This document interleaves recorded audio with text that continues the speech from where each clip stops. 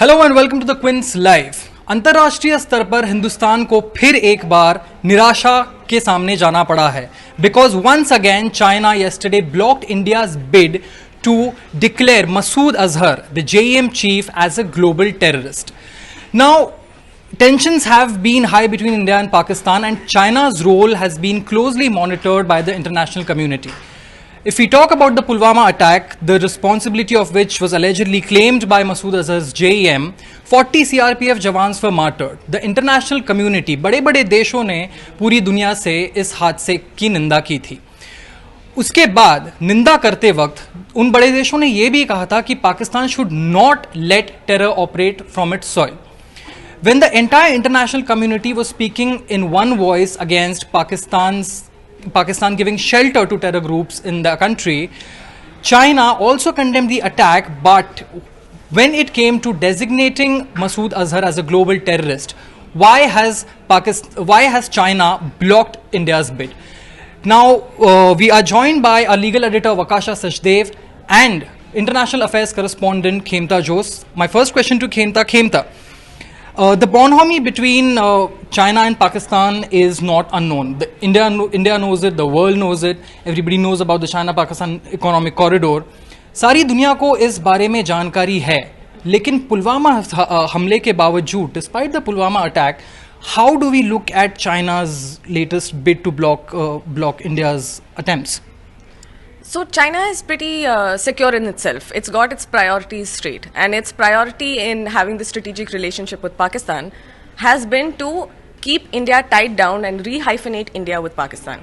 So it's understandable that China would not do anything to isolate Pakistan because it is a key factor that is keeping India busy. So it was always a long shot that China would actually remove its technical hold on designating Azhar a terrorist. So this could drag on for another 9 months because it can then extend its technical hold. So this is not a surprising development. One other thing to remember is that this is it's obviously not declared on paper, but China has a sort of interest in keeping a lot of these terrorist groups in Pakistan happy, because as you've also just pointed out, right, you've got the CPEC, you've got a lot of investments going on with China into Pakistan. But Pakistan, as we all know, does have problems with militancy. It has problems with terrorist organizations. What China has supposedly been able to do is enter into almost arrangements with these terrorist groups, saying, look, don't touch our stuff. You do whatever you want with whoever else you want, but just don't touch our stuff. And in return, we will try to, we will not push for sanctions against you. We will not push for things against you, and therefore, it's a quid pro quo there. Now, again, would you be able to prove this quid pro quo? Would be very difficult to do, but it's a logical thing given the level of investment which China has in this region. And so, obviously, the JEM, the LET, there's the TT. Is the TTP? Is it? I think is another very strong group which they have to enter these arrangements into, because otherwise they could have their own interests suffer. So that is इसलिए तो you have to think about it. China के लिए what is important? Is it important to keep India happy and look at all that? Yeah, is it important for them to say हमारे interest को safe रखो? तो इसलिए that's why you have this thing of China continuously doing this, even though other countries have come around to saying that no. In fact, I'm asking here, India had 13 co-sponsors, the US, all the other permanent members of the Security Council, sab the. You had other countries who barely ever got involved with this who were on the Security Council, all co-sponsoring it. So why did this happen? अंतर्राष्ट्रीय दृष्टि से जब इस पूरे मसले को हम देखते हैं तो what does it mean for China? Does it mean disadvantage China and disadvantage Pakistan? Because on one hand, the entire international community is of the view that there are terror groups operating from Pakistan's soil. There are terror groups who are responsible for conducting attacks not just in India but across different nations. That is a global truth that the international community knows. But despite that, China's bid to China's bid to not let Masood Azhar be declared as a global terrorist, how can that be viewed? Because, the world would be like, for your personal interest, you are blocking something that is concerning the entire international community. Yeah. So see, the US and China are the biggest economies in the world. So the only one who has the power, or either the soft power or the military power to challenge China right now is the US. And the US right now very much needs Pakistan because it's trying to get itself out of the Afghanistan quagmire. So it needs Pakistan to negotiate with the Taliban. It needs Pakistan's help in helping it get out of this long 18, 17-year war. So there's a limit to how much it will do to actually take concrete action against Pakistan for something that doesn't directly affect it. So I'm sure that China doesn't really give too much of a shit about other countries' condemnation, because other countries have also condemned its Uyghur concentration camps. It's not doing anything. It's not planning to do anything about that at all. So it's quite secure in its position in the world, and it's quite convinced that it's going to be the next superpower, and it's acting like it. Kemta, you mentioned the role of US. Now, United States today also condemned China's bid to block not Masood Azhar being declared as a global terrorist. Donald Trump said that it is actually not in the region's favor that China blocks this bid because it does not. It is just a threat to regional stability. What do we expect the US to do in this regard? I mean, they have given out a statement. They have condemned the Pulwama terror attack. They have condemned China's bid to block Masood Azhar being declared as a global terrorist. What next? What after condemnations?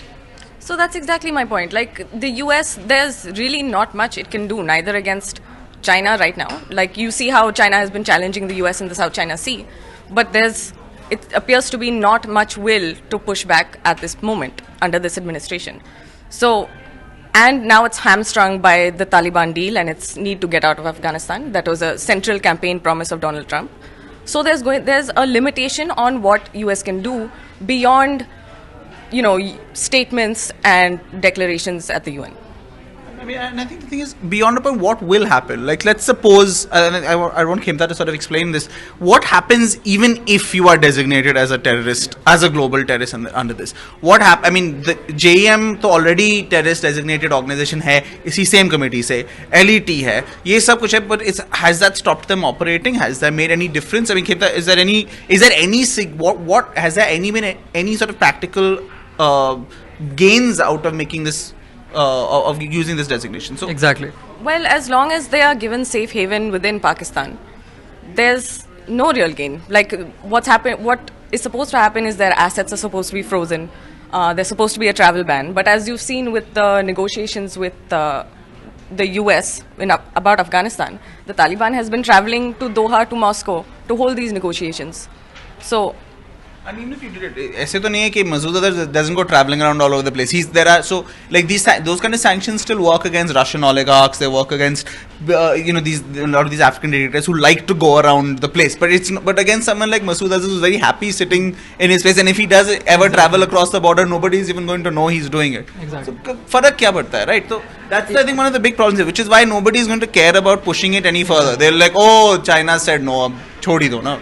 And as far as the question of taking action against JEM comes, let me remind our viewers, Pakistan recently cracked down heavily on a number of JEM terrorists and recognized militants within Pakistan, which included JEM chief Masood Azhar's son and his brother. Now, when we talk about this action, multiple actions were taken against them, but what next? Nothing really. We did not see anything really. So was it just an eyewash to, just sort of pacify the international community from, condemning Pakistan for not taking any action? Yeah, so Pakistan does this frequently. Like anytime there's a terror attack, anytime there are like widespread accusations against it, it takes these cosmetic actions. But it remains to be seen what actually comes of it. Will these people be imprisoned for any length of time? Will they be charged? Will Pakistan take any concrete actions against the groups themselves? So far, it's not encouraging. And when we talk about other options that can be explored, now China is blocking the India's bid to declare Masood Azhar as a global terrorist. But a UN diplomat yesterday said that we will have to see and explore other actions that can be taken against Masood Azhar. Now, let me take that question to Vakasha. Vakasha, what are these other actions that UN can take? And since this is the fourth time in the past 10 years that China has blocked India's bid to against Masood Azhar, why wasn't this done sooner if there are any other options available? यहाँ पे एक चीज समझना है कि ये जो decision हुआ है उसको ग्लोबल टेररिस्ट डेजिग्नेशन नहीं देने के लिए, ये security council as a whole का डिसीजन नहीं है. It's a specific committee under the called the 1267 committee which is set up under UN security council resolution 1267 which is supposed to deal with Al-Qaeda based terrorists and Al-Qaeda affiliates. So now this is an argument can be raised, was this in any case the best approach for India to look at, because that's a limited definition. So for us to get Masood Azhar designated under this by this committee, you have to show he's affiliated to the Al-Qaeda, his actions are related to them, what he's doing affects them, and that's what China keeps saying. They're saying, you're not submitting us any documents which really show this angle of it. So as a result, this committee the designation doesn't make sense. Now the thing is, and the other thing is, it's also tougher to get someone designated under this committee because you have to have consensus by all the 15 members.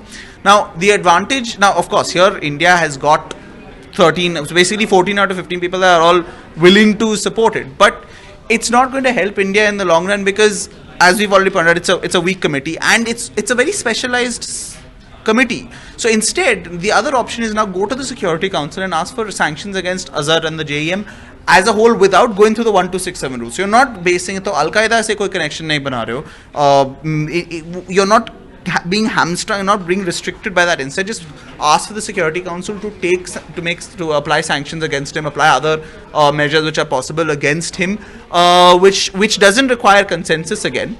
Now, yes, you will run into the problem that China could veto it, but the advantage is now every time China gets to right now put on technical hold, they can say, oh, you've not got enough documents to show this specific thing, this technical ground isn't satisfied, ये तुमने ये नहीं दिया, वो नहीं दिया, ये issue नहीं हुआ है तो इसलिए we can't do it. But when you are going to go for this, if China has to actually exercise a veto and say no, he's not a terrorist, as a global terrorist in general, rather than under 1267, it's a lot tougher. They lose those technical grounds because, I mean, Masood Azhar, there's enough proof which I think India and even Pakistan has admitted in many ways to him having certain terrorist links, right? So that becomes a lot tougher for China to veto. Even for their own soft power and all that kind of ideas, it'll become tougher. So that may actually be a blessing in disguise that we actually push that. Obviously, it's a lot tougher to get that done because it's not that the Security Council, it's not a specialized committee which is going to look into this otherwise. But it is at least got a better chance of succeeding, I think, and you've got the ability to push for that. You need 9 votes out of 15. You don't even need everyone to say yes. You just need 9,